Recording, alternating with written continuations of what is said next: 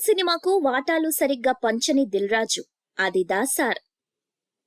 సంక్రాంతి పండుగ కానుకగా జనవరి 12వ తారీఖున మహేష్ బాబు గుంటూరు కారం మరియు తేజ సజ్జా యొక్క హనుమాన్ చిత్రాలు విడుదలకు సిద్ధమైన సంగతి అందరికీ తెలిసిందే. అయితే ఈ రెండు చిత్రాల్లో ఇప్పుడు ఏ చిత్రానికి అధిక సింగిల్ స్క్రీన్స్ లభిస్తాయనే ఉత్కంఠ ఇప్పుడు తెలుగు సినీ ప్రియుల్లో నెలకొంది. ఎందుకంటే సింగిల్ స్క్రీన్స్ లో ప్లే చేసే బ్యాక్ టు బ్యాక్ షోస్ ద్వారా మరియు మాస్ ఆడియన్స్ టాక్ ద్వారా సినిమా యొక్క విజయం అనేది ఆధారపడి ఉంటుంది.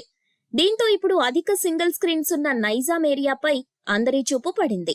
ఇక ఈ నైజాం ఏరియా సింగిల్ స్క్రీన్స్ ను కొన్నేళ్లుగా తన ఆధీనంలో పెట్టుకున్న ప్రముఖ నిర్మాత దిల్ రాజు గుంటూరు కారం చిత్రానికి 91 స్క్రీన్స్ కేటాయించి హనుమాన్ చిత్రానికి కేవలం 5 స్క్రీన్స్ మాత్రమే కేటాయించారనే వార్త ఇప్పుడు నెట్టింట వైరల్ గా మారింది.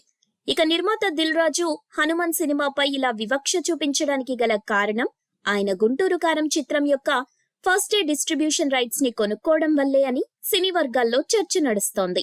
అలాగే కొన్ని రోజుల క్రితం దిల్ రాజు మరియు ఫిలిం ఛాంబర్ మెంబర్స్ వద్దకు సెటిల్మెంట్ కోసం వచ్చిన హనుమాన్ చిత్ర నిర్మాతలు దిల్ రాజు కోరినట్టు వారి చిత్ర విడుదలను 14వ తారీఖుకు పోస్ట్పోన్ చేసుకోకపోవడంతో నిర్మాత దిల్ రాజు హనుమాన్ నిర్మాత బృందంపై పగబట్టి ఉండొచ్చని సినీ విశ్లేషకులు అభిప్రాయపడుతున్నారు.